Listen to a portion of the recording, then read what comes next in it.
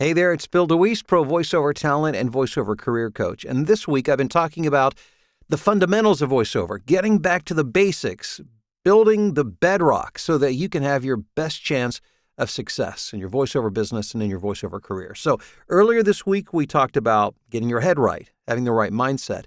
Talked about audio quality, making sure that what you send out from a quality perspective, audio quality, not performance, audio quality is outstanding to be competitive. Now, today, we move on to another aspect of audio, and it's not the technical quality, it's the performance that you're sending out. And so I want to share a few thoughts with you when it comes to performance. And the great thing about what you do behind a microphone is this. It's not really so much about learning something new as it is learning something or relearning something that you already know. Let me repeat that. This is not so much about learning a new skill. It's about learning to do what you already know to do. What does that mean exactly? Voiceover ultimately is about being believable. When somebody hears you, you have to resonate with them. They have to believe that you believe that what you're talking about, which means you speak more from your heart than from your head. That's the way we communicate to people automatically, by default, when there's not a microphone in our face.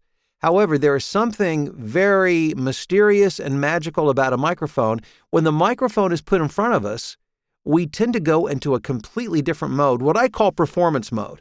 And that is we become the person that we think we're supposed to be instead of being the person that we are. So, that being said, I have 3 tips, 3 strategies that you can use to increase the quality of your performance, to increase your chances of getting hired, to get more work and make more money as a voiceover talent. So, number 1, and this is a nearly universal suggestion, slow down.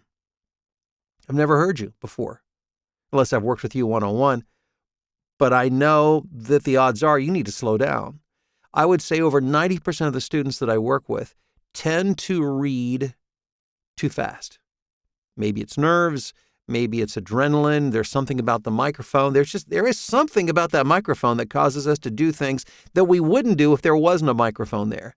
And the problem is we don't sense it. The person hearing us senses it, but to us, we don't realize that we're flying through the script. So regardless of what speed you normally read at, I'm going to suggest that you begin by just slowing down. Take your time.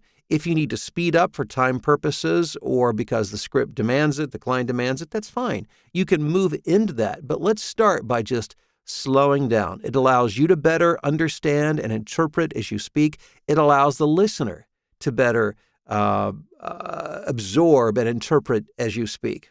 Okay, so that's number 1, slow down. Number 2, communicate in thoughts, not sentences.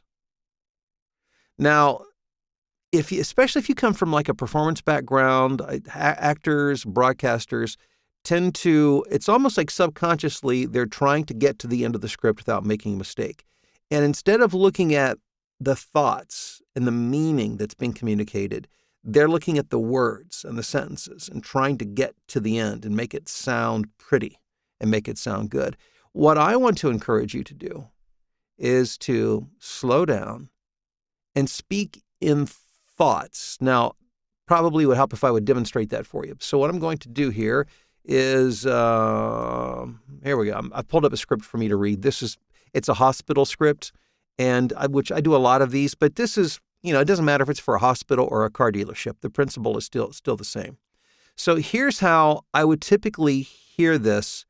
I would say from the average person when I'm coaching them, when they first start, here's how they might read it.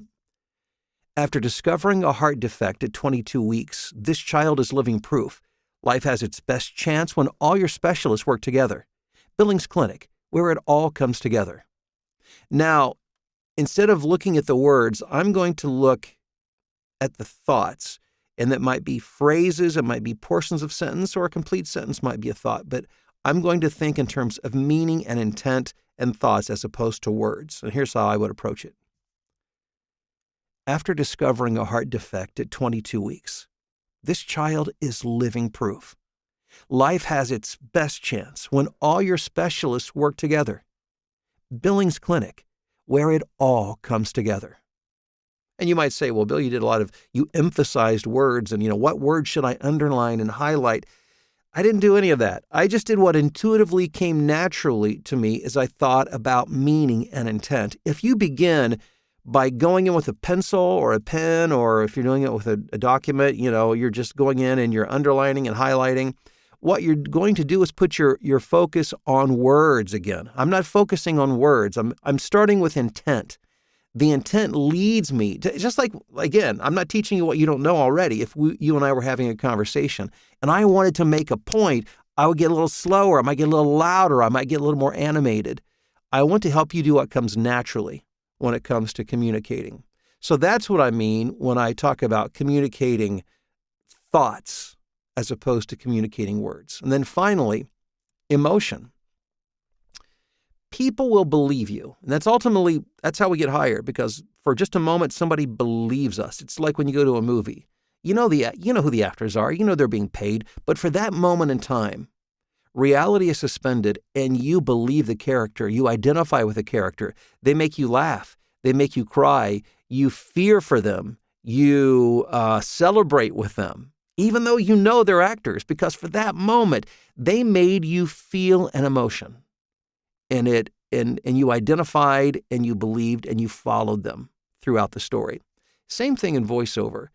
People need to hear you here more so than hear. How does that work? Well, it means that you have to make the script, the story, personal. Whenever I'm looking at a script, I'm thinking, okay, Bill, if this was you, if you're in that scenario, how would you feel about that? If I'm, for instance, the hospital commercial that I just read for you, talking about discovering a heart defect in a child who's 22 weeks old. If I'm the father and that's my child, how would I feel about that? To know, what would make me trust this hospital?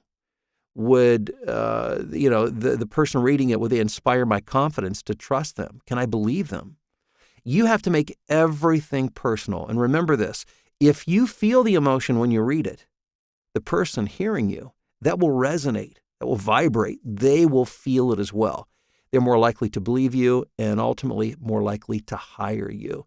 So those are your tips for having a better performance. And this is part of the fundamental information. This is part of the bedrock, the basics of building your voiceover business and your career. I hope you find it helpful. Now, tonight meaning Wednesday, July 8th. That's when this video is being recorded. Tonight at 7 p.m. Central Time, I am presenting a free webinar.